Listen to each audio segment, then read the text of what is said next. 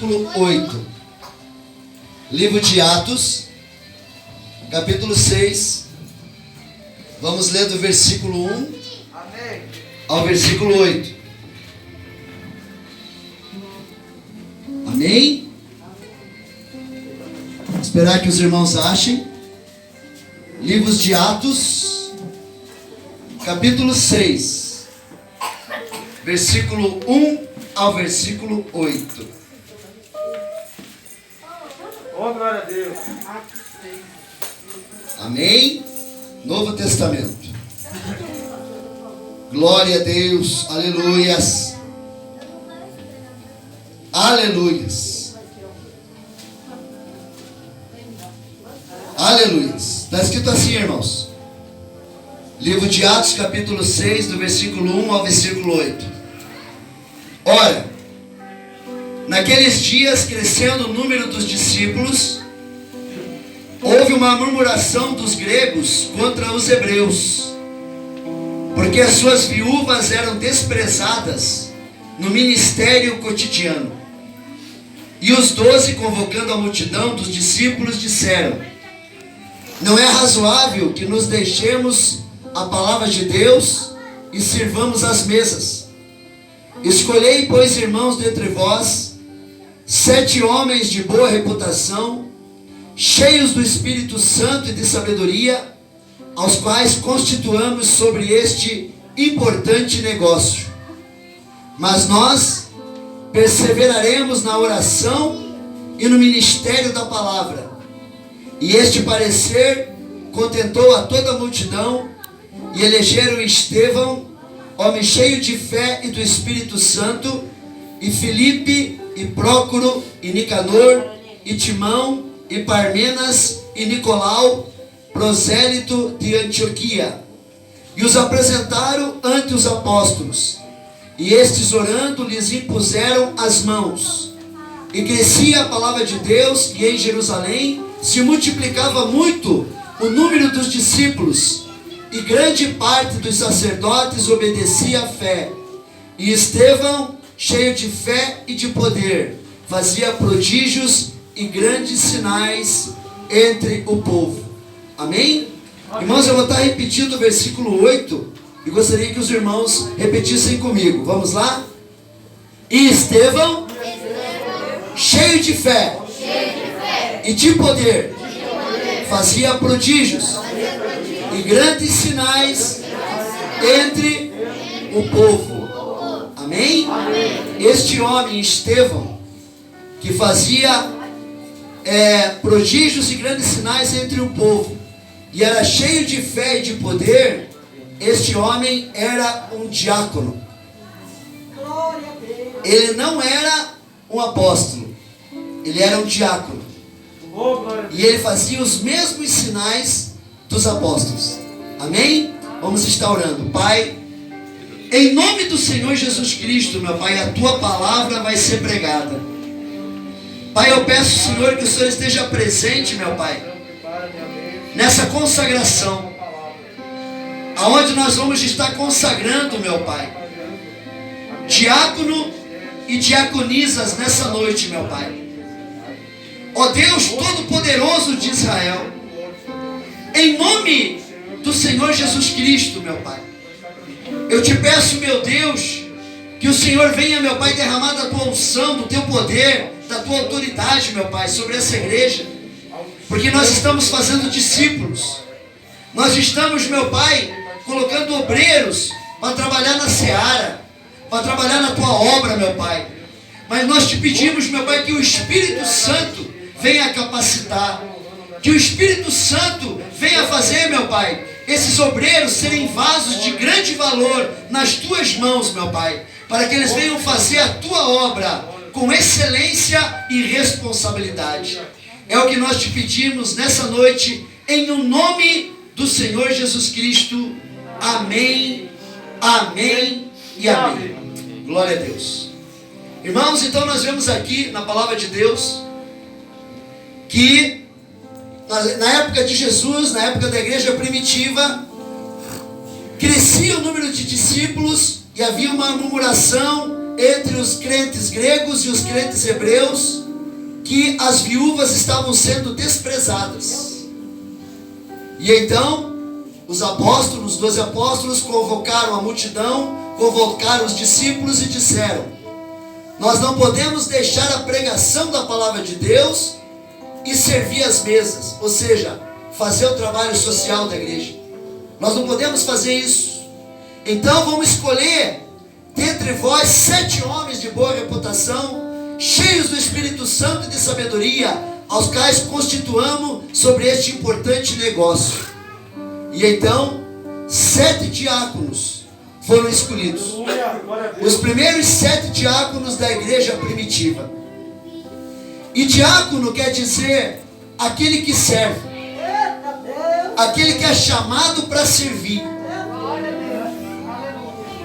E a função dos diáconos era cuidar dos pobres e cuidar das viúvas. A função dos diáconos era receber os dízimos e as ofertas da igreja, daqueles que ofertavam e dizimavam, e então fazer a distribuição entre os pobres e as viúvas. Então era muito importante que os apóstolos escolhessem diáconos para poder ajudar no ministério deles. Porque os presbíteros estavam na palavra, os presbíteros estavam cuidando das congregações, os presbíteros estavam na área de ensino, mas precisava de pessoas que cuidassem da área social da igreja, que cuidassem da distribuição da renda entre os pobres e as viúvas e os necessitados. E para isso foram levantados os diáconos, para servir as mesas. E no início da igreja primitiva do Novo Testamento, vemos Jesus começando a igreja. Primeiro vocacionou 12 apóstolos para o ajudar na obra de Deus. Depois vemos os apóstolos vocacionando presbíteros para cuidarem das congregações que eles abriam. E também vemos os apóstolos vocacionando os primeiros 7 diáconos para ajudar os apóstolos e os presbíteros na obra, no templo e nas obras sociais da igreja. Estevão foi um diácono cheio de poder e cheio de unção. E Estevão fazia, assim como os apóstolos, prodígios e grandes sinais entre o povo. Jamais vemos na Bíblia Jesus escolhendo pessoas para apenas serem obreiros apáticos, desmotivados, ou apenas obreiros para terem rótulos ou cargos, ou apenas obreiros para esquentarem as cadeiras da igreja. Jamais a gente vê Jesus levantando obreiros para isso. Mas vemos Jesus escolhendo apóstolos, presbíteros e diáconos para trabalhar arduamente com excelência na obra de Deus. Principalmente com trabalho missionário, de buscar, cuidar, ensinar e apacentar as ovelhas do Senhor. Os apóstolos, além de serem presos várias vezes, deram seu sangue pela obra de Deus e ainda deram as suas próprias vidas por amor a Jesus e por amor ao Evangelho. 7 homens, servos de Deus, do meio da igreja, cheios do Espírito Santo e de sabedoria, com bom testemunho e boa reputação, foram escolhidos pelos apóstolos para serem diáconos, para servir as mesas e cuidar dos afazeres e serviços do templo, cuidar e administrar com o dinheiro dos dízimos e das ofertas, dos pobres, das viúvas e da parte social da igreja. Diácono no grego quer dizer servente, ou aquele que é chamado para servir.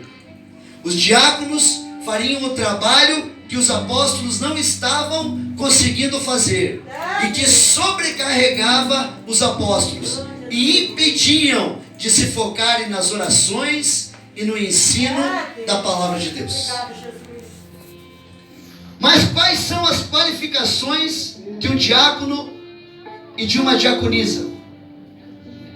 Quais são os frutos que o diácono e uma diaconisa devem ter? Como que nós devemos escolher os diáconos e as diaconisas para servirem as mesas, para servir o reino de Deus?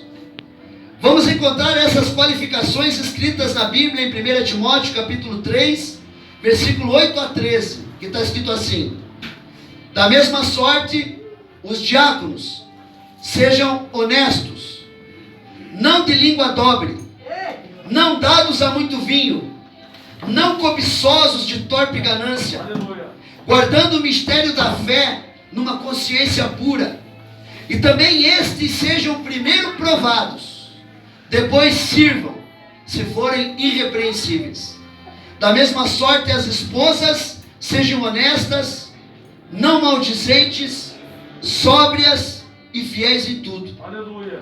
Os diáconos sejam maridos de uma só mulher, Glória a Deus. e governem bem a seus filhos e as suas próprias casas. Aleluia. Porque os que servirem bem como diáconos adquirirão para si uma boa posição e muita confiança na fé que há em Cristo Jesus. Boa glória. Aqui está na Bíblia o apóstolo Paulo ensinando para o seu discípulo Timóteo como que deveriam ser as funções de um diácono. Para te adorar. Quais deveriam ser as características de um diácono? Como ele deveria ser escolhido no meio da igreja? Como vemos aqui, como está escrito na palavra de Deus, quais são as qualificações que um diácono precisa ter e quais são as qualificações que ele precisa exercer. O apóstolo Paulo identifica 9 qualificações para os diáconos. Primeiro, os diáconos e diaconisas precisam ser respeitáveis. Esse termo normalmente se refere a algo que é honroso, digno, Aleluia. estimado, Glória a Deus. nobre. Irmãos, por que um diácono precisa ser respeitável? Porque o diácono ele vai fazer visita nas casas. O diácono ele vai ver o que está faltando na geladeira do irmão, o que está faltando na geladeira da irmã. Glória a Deus. O diácono ele vai entrar dentro da casa das ovelhas do Senhor. E como que uma ovelha do Senhor vai receber dentro da sua casa uma pessoa que não é respeitável? Uma pessoa que lá fora não tem uma boa reputação. Uma pessoa que lá fora não tem uma boa conduta. Uma pessoa que lá fora não tem uma boa moral. Então uma das primeiras qualificações de um diácono é ser respeitável. É cuidar da sua boa reputação lá fora da igreja e dentro da igreja. Glória a Deus. Aleluia. A segunda qualificação de um diácono é que ele precisa ter uma só palavra. Aquele que tem a língua solta Meu e Deus. que não pensam para falar. Dizem uma coisa a certas pessoas, mas depois dizem algo diferente a outras. Ou dizem uma coisa, mas querem dizer outras para outras pessoas. Então essas pessoas não estão aptas para a função de diácono e de diaconisa. Esses tipos de pessoas que não sabem pôr freio na língua, têm duas faces e não são sinceras, não são dignas de confiança de seus pastores. Aleluia, Jesus. As palavras de um diácono ou diaconisa não podem ser mentirosas, senão eles perdem a credibilidade no meio da igreja. Aleluia. As palavras de um diácono e de uma diaconisa precisam ser sim, sim ou não, não. Glória a Deus. E o que passa disso é de procedência maligna. Irmãos, um diácono não pode ter duas palavras. Aleluia. Uma diaconisa não pode ter duas palavras. Por que não pode, pastor? Porque o diácono ele vai abrir a geladeira de um irmão, ele vai abrir a geladeira de uma irmã lá na casa. Ele vai ver qual é o problema que está passando dentro da casa daquela ovelha do Senhor. E como que aquele diácono vai sair espalhando para todo mundo como que está a vida daquela pessoa? É Deus. Então o diácono ele tem que ser de uma só palavra. Ou é sim, sim, ou não, não. Glória a Deus. Aleluia. Irmãos, eu muitas vezes como pastor na igreja, eu tenho que tomar algumas decisões de disciplinar, algumas decisões de corrigir, algumas decisões de exortar. E no meu coração, eu não quero fazer isso. No meu coração, eu não quero machucar a ovelha. Mas aquela ovelha tem um cargo na igreja. Aleluia. Aquela ovelha, de repente, ela está saindo do aprisco, ela está saindo da visão, ela está saindo do foco.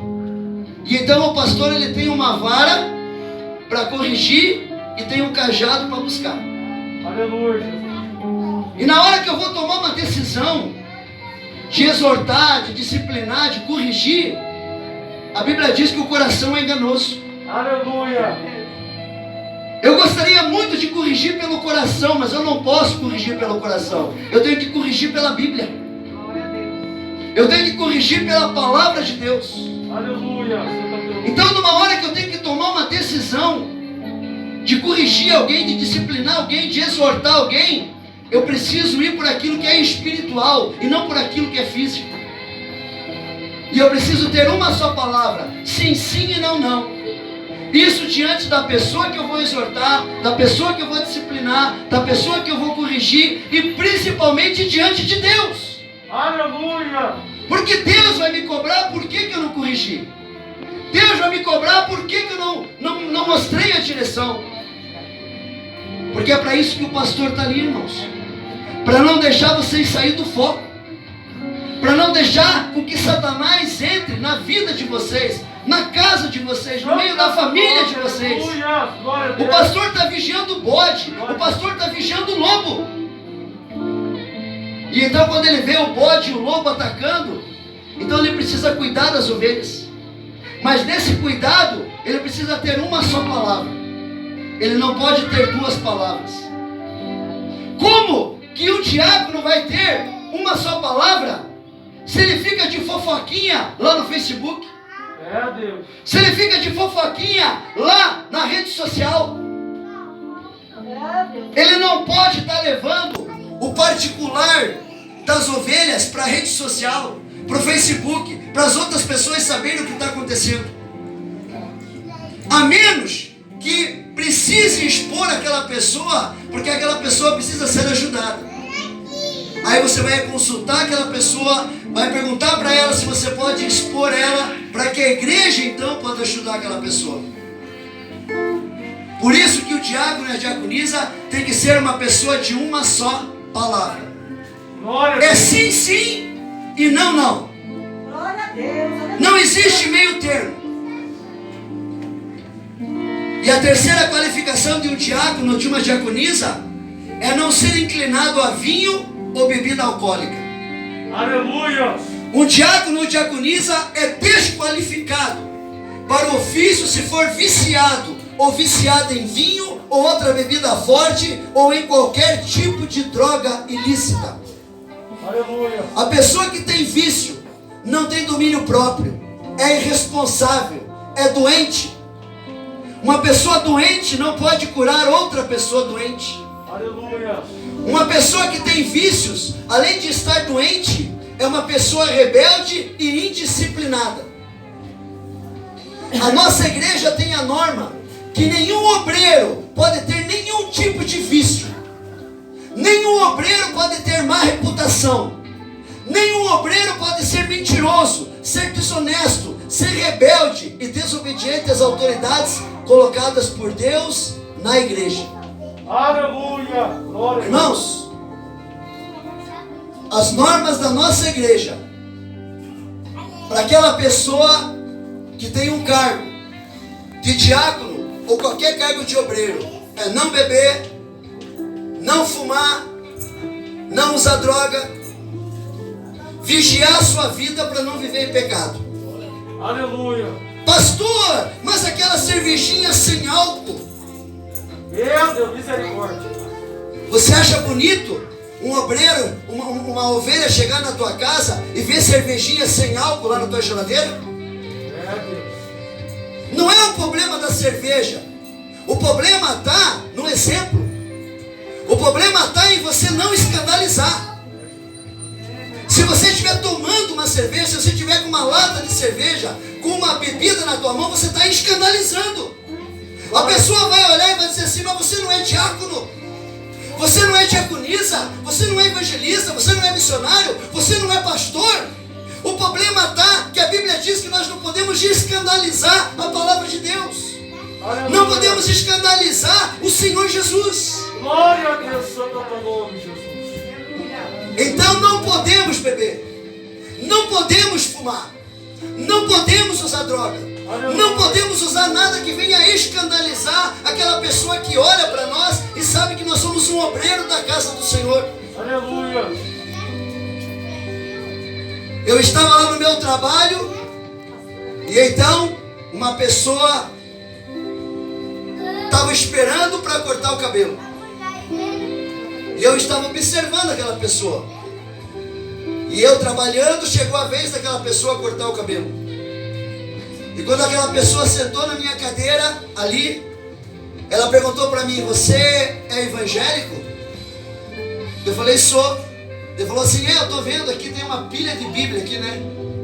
Eu falei: não, eu sou pastor. Ele falou: que bênção, irmão. O irmão é pastor? Eu falei: sou. Eu falei assim: eu sou presbítero. Eu falei: que bênção, irmão. O irmão é presbítero? Amém. Mas o irmão está desviado, né? Daí o presbítero falou assim: mas como? O pastor fala em profecia? O pastor fala em revelação? Eu falei: não, eu vi o irmão fumando ali fora. O irmão estava fumando. Desculpa, irmão, eu te falar isso, mas Deus está falando contigo. Se você falou que é presbítero, você estava fumando ali fora, irmão.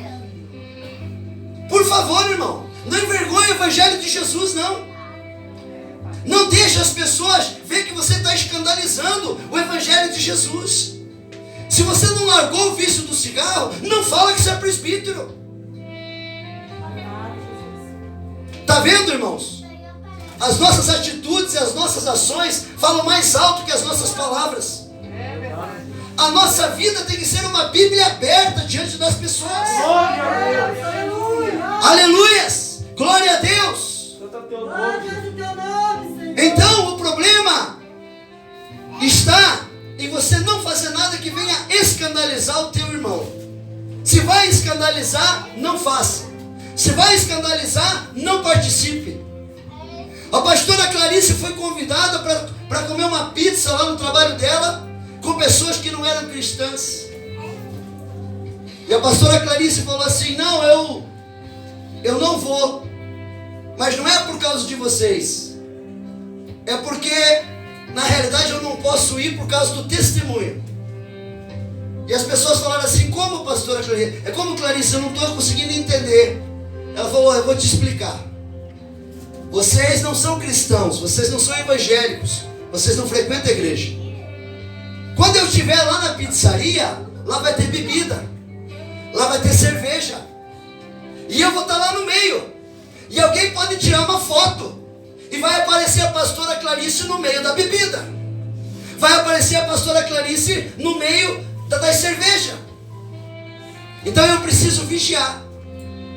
Porque se vocês colocarem uma foto minha lá no Facebook e eu aparecer no meio da cervejada, vão pensar que a pastora está bebendo. É desse jeito, Jesus. Então, irmão, vocês precisam vigiar até onde vocês andam.